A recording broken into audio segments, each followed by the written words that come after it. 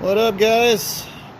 So you have probably an '04 to '07 Forester Turbo Baja, or most likely a WRX, and you have an oil leak and you're trying to figure it out.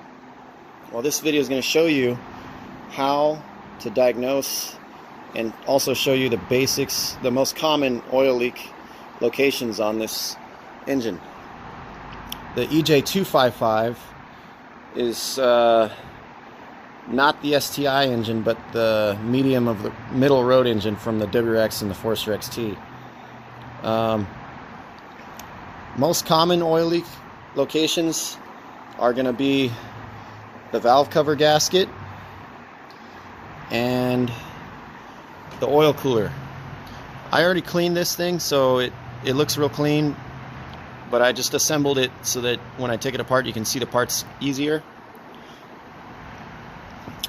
Because this job, a lot of people misdiagnose, including mechanics, and I'm a mechanic.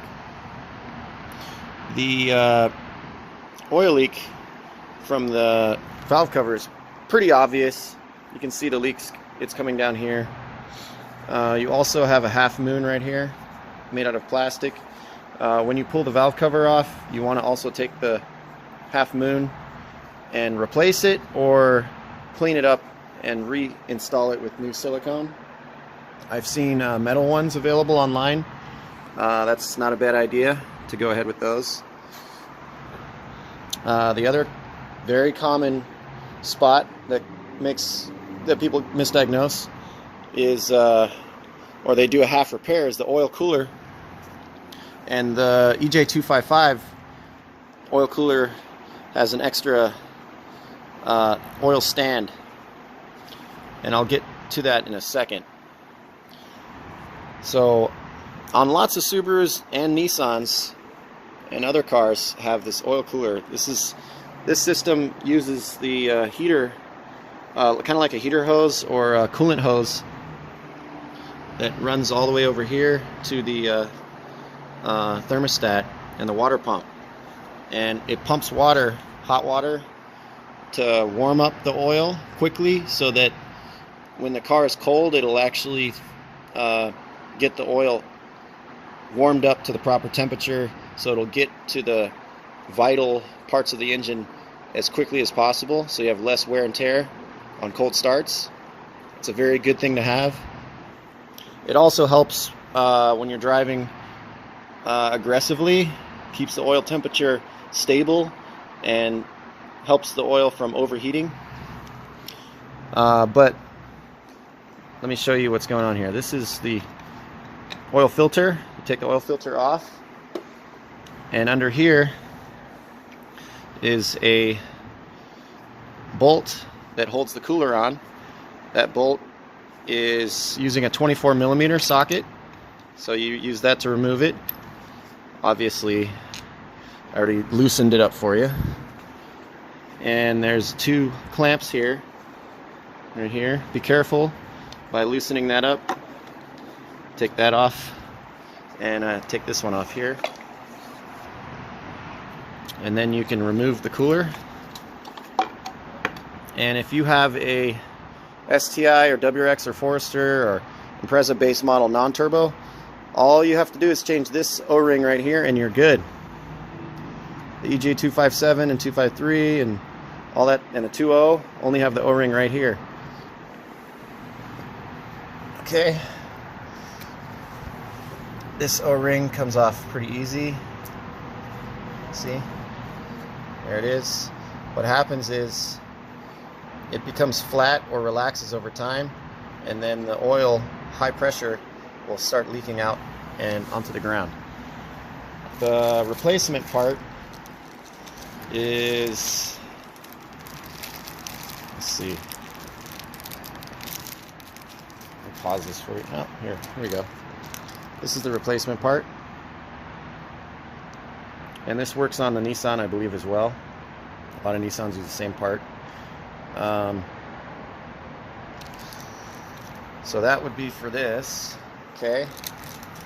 The second part that a lot of people don't realize on this engine, just specifically, is there's 2 more O-rings in this car. One can cause a leak. 1 extra O-ring. So you have 2 total, or 3 total O-rings and 2 very vital ones.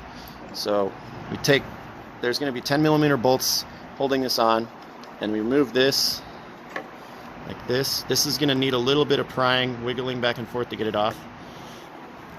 And you can see this part, this is the oil stand adapter. There's an O-ring right here. See that O-ring? Okay. That O-ring is this right here. And this is the part number. Okay. 8069, my favorite number. And then you replace that guy.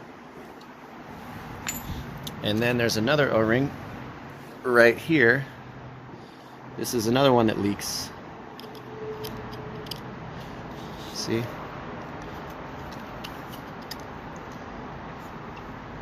And that one gets flat too. And I think Subaru was like, whoops, when they designed this one. Because, yeah, not the best design in the world. Okay. Under that is another fine attachment. The base, you get a 22mm.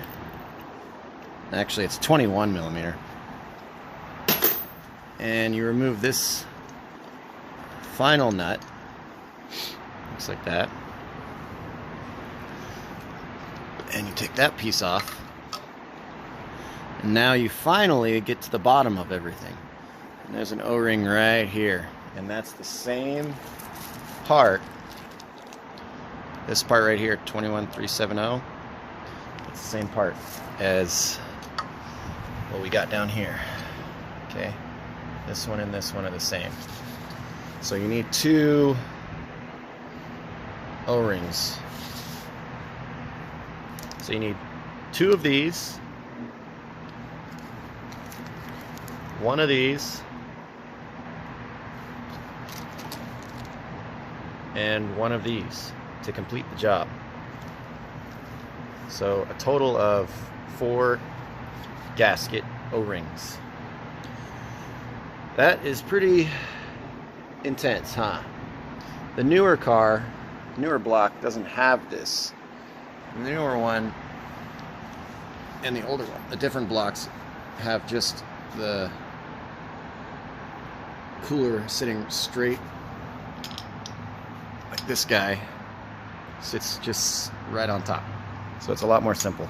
You only need 1, and that 1 that you need is this one. Let's put this back together with 1 hand. Okay. And you'll notice it has a little peg sticking out. So the peg is going to sit right here, resting this way. Let's see. It's going to go underneath that little webbing. That keeps it from spinning when we tighten it down.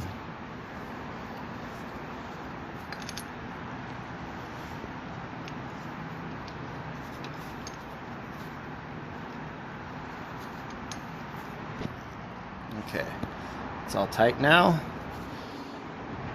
I tightened it off camera because I'm trying to do this by myself. It's not easy. 1 hand filming.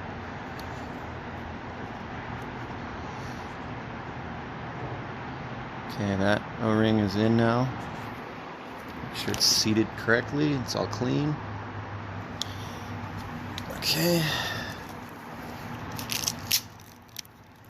Get the little O-ring. Let's take this off. This one's still soft, but I'm gonna change it. Run in.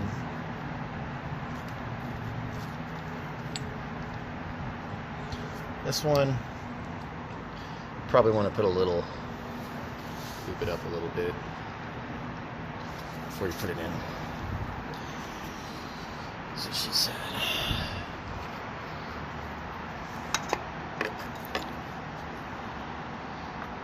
And this one.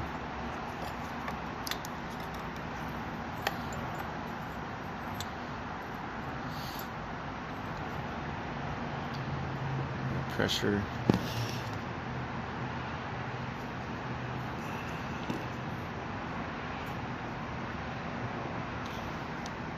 This one I'm a little worried about.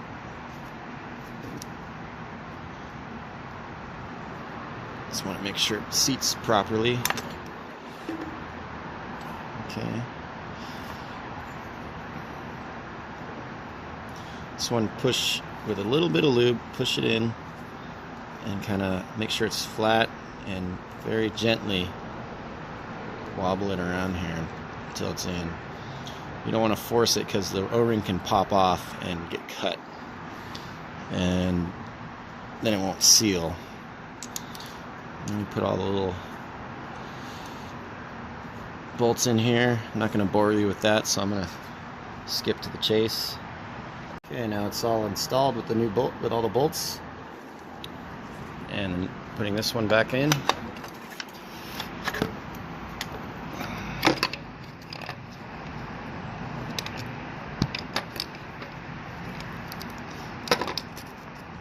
And there's a little step right there. Right there in the middle, this guy. That's going to be set right there so it doesn't spin. Put the bolt back in here.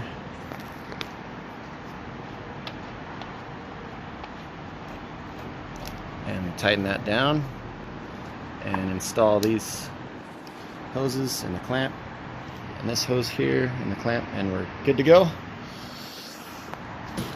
And I'm also going to change this valve cover gasket